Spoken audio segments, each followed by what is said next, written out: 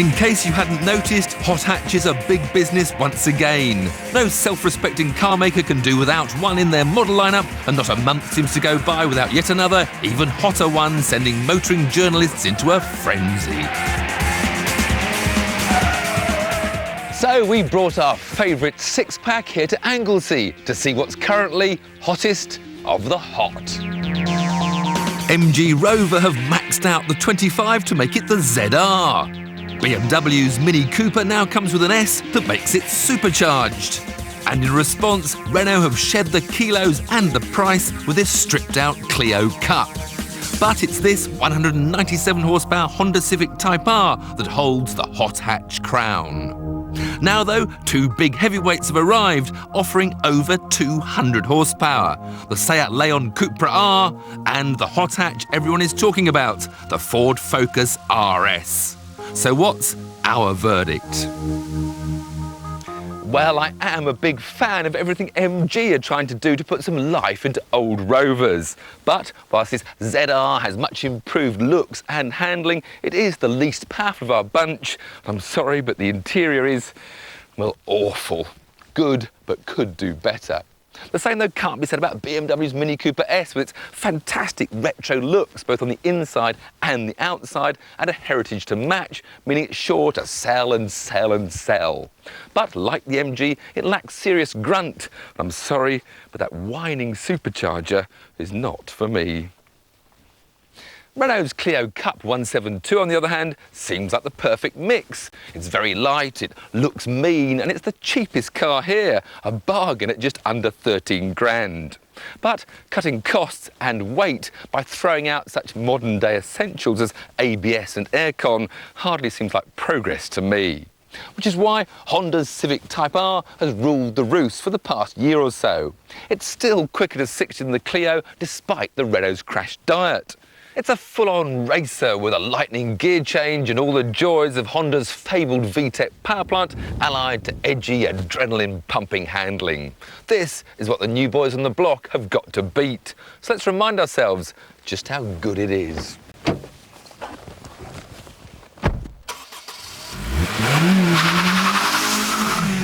So just wait till the rev counter goes past 6,000 and then let it sing all the way to its 8,200 RPM limit. This is what I call mechanical music, none of those twittering turbos or whining superchargers. This is a real engine.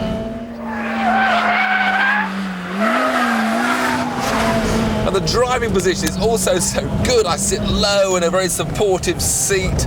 I've got the steering and the pedals right where I want them.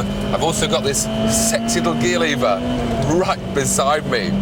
And the handling, the car feels so light, I can turn, just a little bit of oversteer is easily caught. It feels much lighter and nimbler than any of the opposition that I've driven so far. One word of warning though, in the wet, that mild oversteer can become a bit of a snap.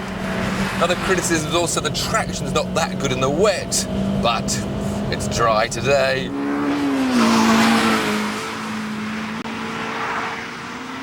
The Civic sets a target lap time of 54.9 seconds around the challenging Anglesey circuit.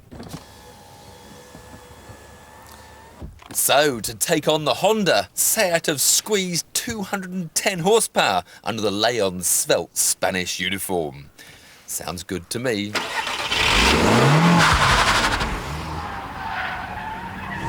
And the first thing you notice is just how smooth the power delivery is of this turbocharged engine. No sudden boost at all, just constant pressure. There is a lot more understeer, a lot more roll. It's generally a much softer car than the Civic, which is why on the road it's actually a more pleasurable car to drive because it's got a better ride. Around this racetrack.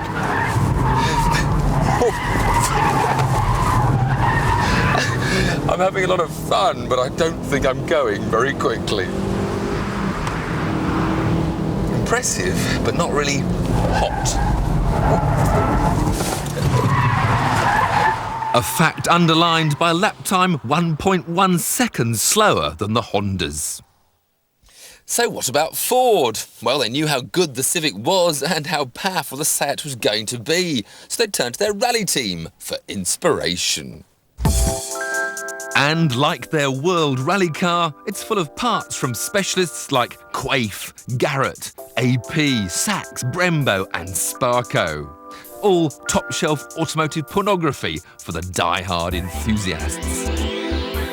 It's not such good news on the inside, though. In keeping with the tradition of previous fast Fords, the interior is very Essex. You've got blue dials, blue trim, blue seats, a part blue steering wheel and a green starter button.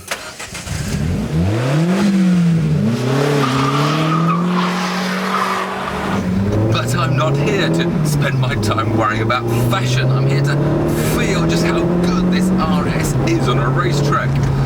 It doesn't start that well because I'm sitting a bit high and these snazzy seats don't exactly hold me as well as I'd like them to. But I'm immediately impressed by the power of this turbocharged engine. First gear from the hairpin and straight away it tucks into that tight apex, good traction, this racing differential that they've developed for this car. Hold of the tarmac and launches this Focus forward.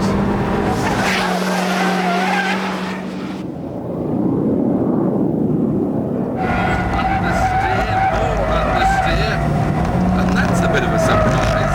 Missing apex.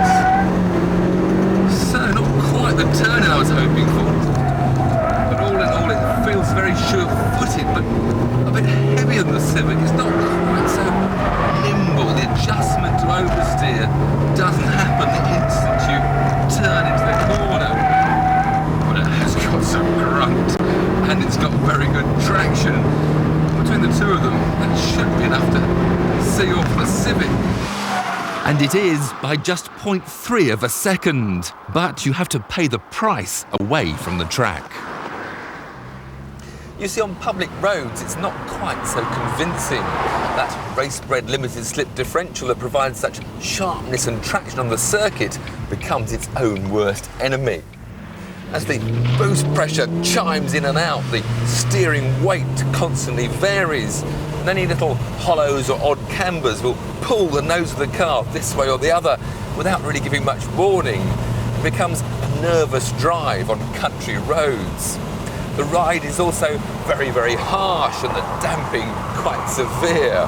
This is a car really only for hardcore enthusiasts.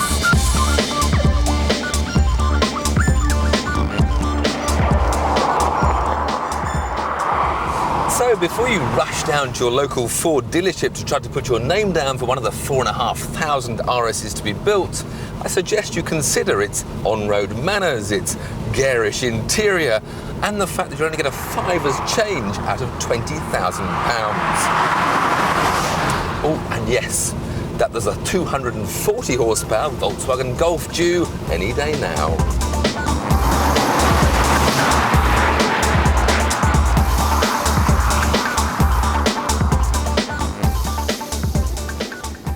Right now, though, there's no doubt the Focus RS is the hottest of the hot on the track.